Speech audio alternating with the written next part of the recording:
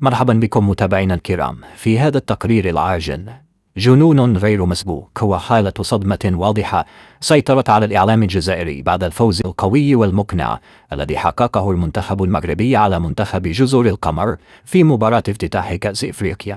المغرب وصل إلى العالمية، ألف مبروك عليهم، ويجب على الجزائر التعلم منهم ب3 نقاط في مباراة لم تكن سهلة بتاتا.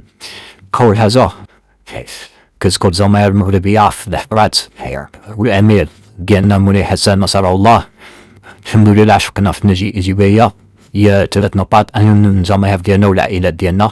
كيف كعرف الجميع ديما مقابلات دور مجموعات المقابلة الأولى كتكون أهم حزية 3 نقاط. دابا اللي حققنا الحمد لله شنا عائلة فخوج اللي كتدخل التيران كيعطي له ماكسيموم، شنا مع البوتش ديالنا ثم نتبع التعليمات ديالو ويشم بلا مبروك 3 نقاط وغير اعتباري بين أجل التعاون وربما فوق طبيعة الحال.